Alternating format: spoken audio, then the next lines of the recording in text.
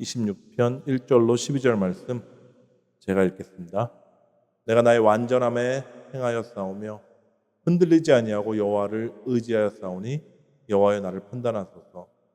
여호와여 나를 살피시고 시험하사 내 뜻과 내 양심을 단련하소서. 주의 인자하심이 내 목전에 있나이다. 내가 주의 진리 중에 행하여 허망한 사람과 같이 앉지 아니하였사오니 간사한 자와 동행하지도 아니하리이다. 내가 행악자의 집회를 미워하오니 악한 자와 같이 앉지 아니하리이다.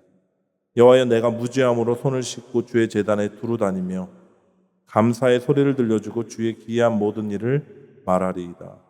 여호와여 내가 주께서 계신 집과 주의 영광이 머무는 곳을 사랑하오니 내 영혼을 죄인과 함께 내 생명을 살인자와 함께 거두지 마소서.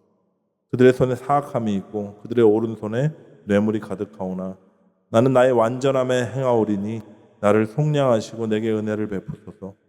내 발이 평탄한 데에 섰사오니 무리 가운데 여호와를 송축하리이다. 아멘. 여러분, 예수님의 가르침에 엑기스가 다 모여있는 곳을 하나 뽑으라면 여러분 어느 성경을 뽑으시겠습니까? 마태복음의 5장부터 5장, 6장, 7장에 있는 산상수훈 여러분 생각나시죠? 마태복음 5장은 팔복으로 이렇게 시작하죠.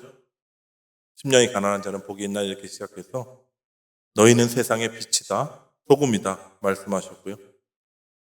또 무슨 말씀을 하시냐면 겉으로만 율법을 지키는 게 중요한 게 아니라 너희 마음까지도 정결해야 된다 이런 이야기를 하셨습니다. 너희가 서기관과 바리새인보다 낫지 못하면 결탄코 천국에 들어가지 못하리라 무시무시한 말씀도 하셨죠. 형제를 미워하면 살인죄다 이런 얘기 하셨고 여인을 마음에 품으면 간음한 자다 뭐 이런 정말이지 누구도 지켜낼 수 없을 것 같은 그런 말씀을 하셨습니다. 근데 몇 걸음 더 나가세요.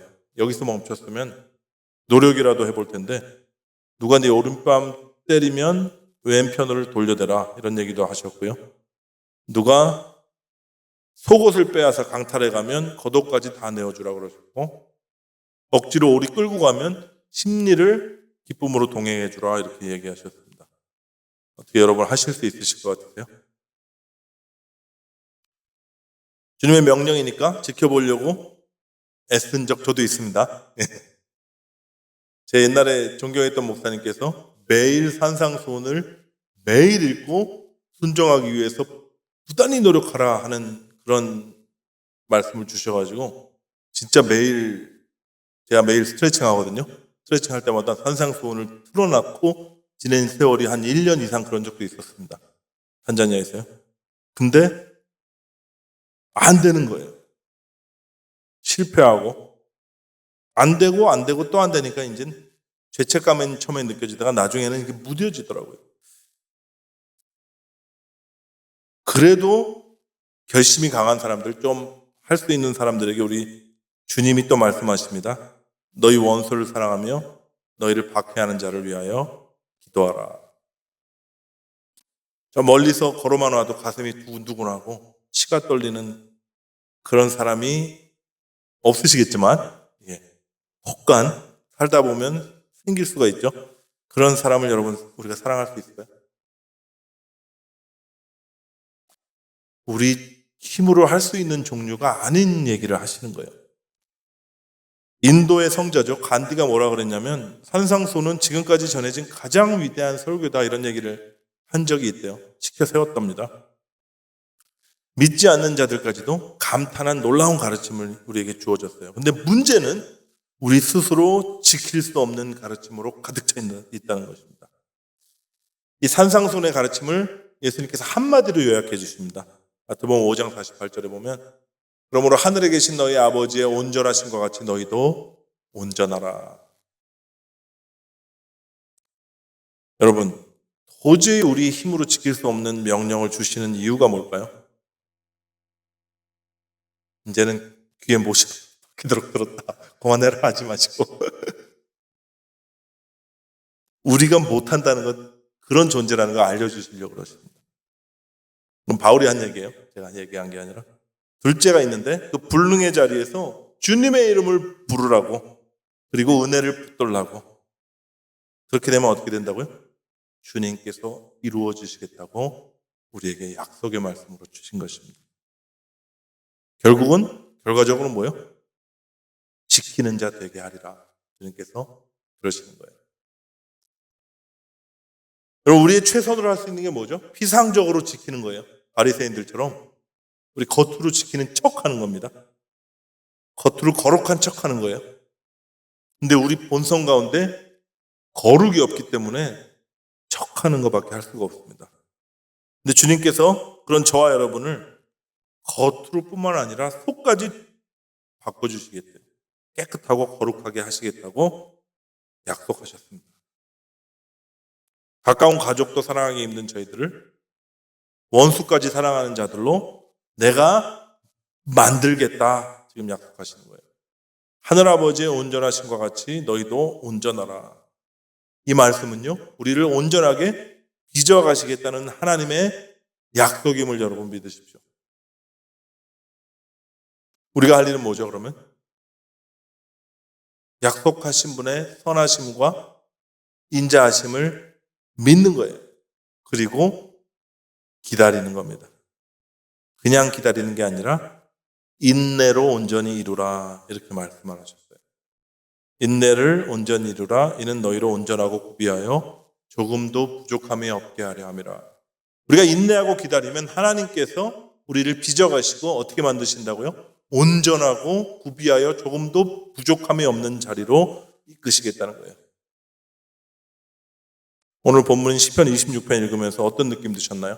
이게 다윗이 쓴 시인데 1절에 보면 내가 나의 완전함에 행하였습니다. 자신 있게 하나님 앞에 나가서 자기 완전함을 자랑하죠.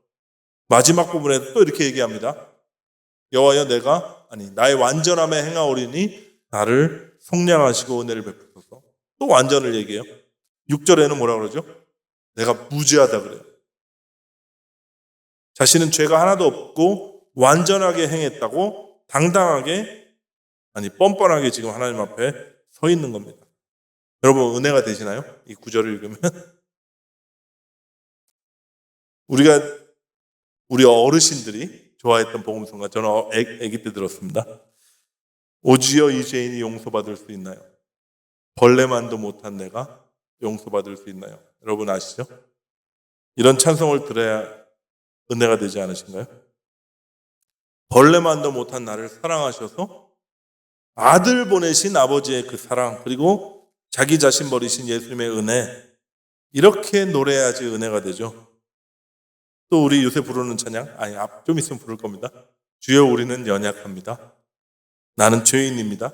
그렇지만 그날에 우리를 이루실 주님은 완전하십니다. 이래야 은혜가 되지, 나는 완전합니다, 나는 무죄합니다, 이렇게 주장하는 찬양 가사가 있다면 여러분 은혜가 되겠습니까? 지난주 목요일에도 제가 나눴었는데 이 다윗이 이런 말할 인생을 산 사람이 아니에요.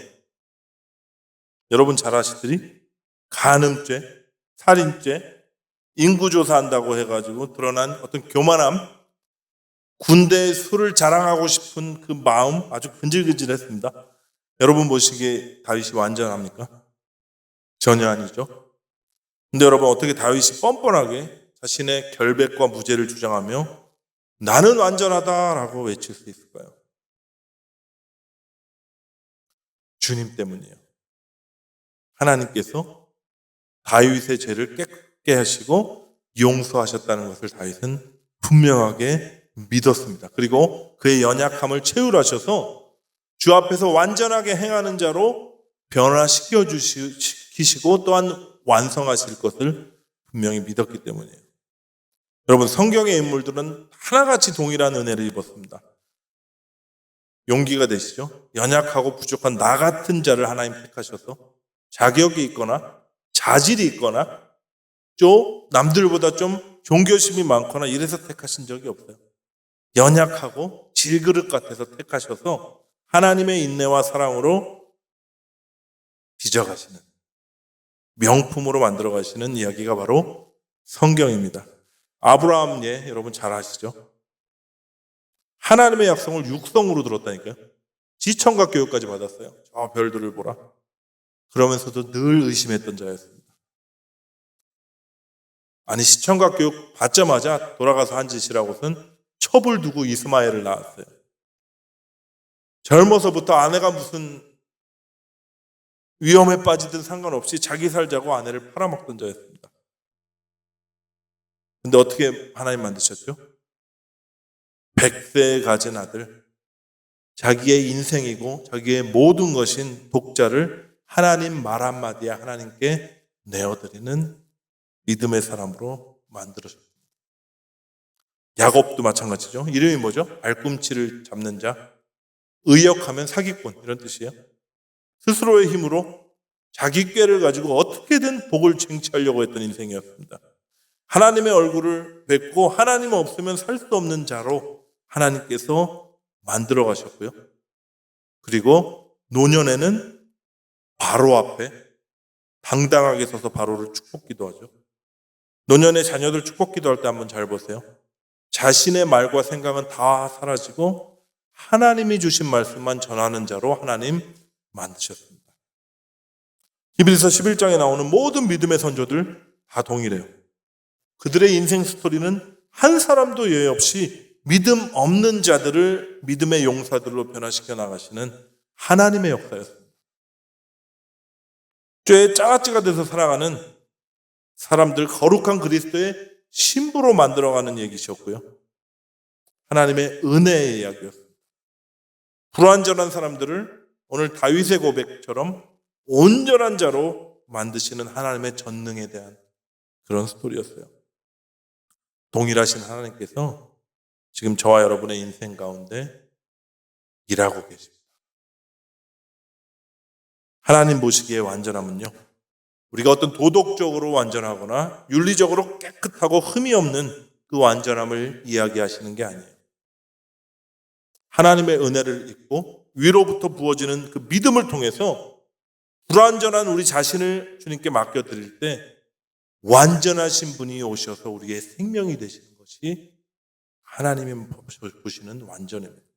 그 예수님을 여기 간직하고 주님과 하나 되어서 함께 그저 묵묵히 사랑하는 자들을 우리 하나님 아버지께서 온전하다, 완전하다 여겨주십니다.